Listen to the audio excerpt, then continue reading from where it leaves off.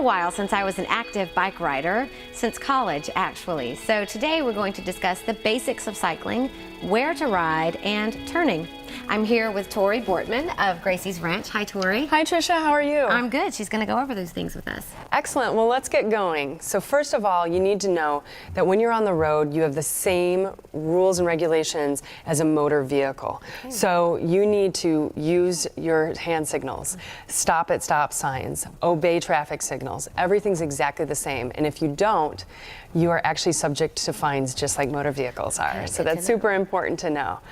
The second thing is you always want to really be predictable. There's a number of ways you can do that. One is always riding to the right side of the road. You also never want to ride on the sidewalk because that's not very predictable. Also, you want to always make eye contact with drivers, especially if they're turning. That's a place that can be a little bit scary for you and the car. Okay, that is great information to have.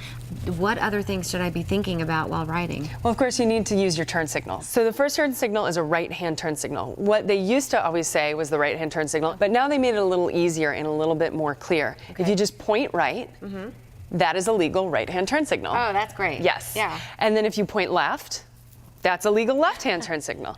One special thing to know about left-hand turns, though, there's going to be traffic on your left if you need to turn left, and you've either got to transition to the left-hand side of the lane, or sometimes you just need to change lanes and you signal left. Either way, you need to check over your shoulder before you do that. Right. So finally, you want to tell people when you're having to stop, that signal is down. So same with your left hand, but just straight down. Oh. So let's talk about where you're supposed to be riding on the road. Yes, please. So I talked a little bit about wanting to ride in a straight line to the right-hand side of the road. You sometimes need to get out of that position to move over to make a left-hand turn. So you're going to signal left to your shoulder check and transition to the left-hand side of the road, especially if there's a left-hand turn lane. You also want to transition right if you're going to go through a right-hand turn lane. So if there's a right-hand turn lane and you need to go straight, you stay in the lane of traffic traveling forward. You don't move to that right-hand turn lane and weave out of the way and then weave back in. Okay. Okay, so that's really important. So there's only really two things you need the bike to do. Go and stop. And stopping's definitely the more important. So how you want to do that is using your right brake. That's only got 30% of the braking power of the bike. Most of us tend to favor it because we're right-handed, but it's not really the best brake to stop with. Okay. Your left brake is your front brake. It's got 70% of the braking power.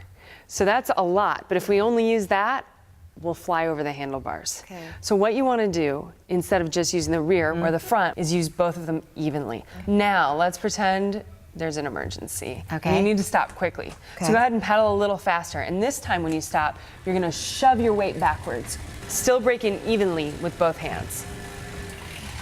Yes, that's it. Wow. You'll stop 5 to 10 feet sooner by shifting your weight back like that. Wow. Okay, Trisha, let's get started learning about your shifting. Your front shifter is on your left-hand side. It controls the gears in the front, right down there. Your rear shifter is on your right-hand side. So just like the brakes. So in the back and in the front, the inside gears are the easiest, and the high or hardest ones are on the outside. Okay. So let's practice a little bit. You're in a low gear in the back right now. What I'd like you to do is start pedaling and kind of shift your shifter until you feel it get harder. And you can see that your wheel's starting to spin faster and it's getting harder. You can feel that it's getting harder to pedal. Yeah, it's good. So let's talk about how you know when to shift. Okay. You always want to shift to a lower gear before you need to. You're trying to keep the same pedaling speed the whole time. So does that all make sense? Yeah, it does. Excellent. Are you ready to hit the road? I think I am. Excellent. Let's go.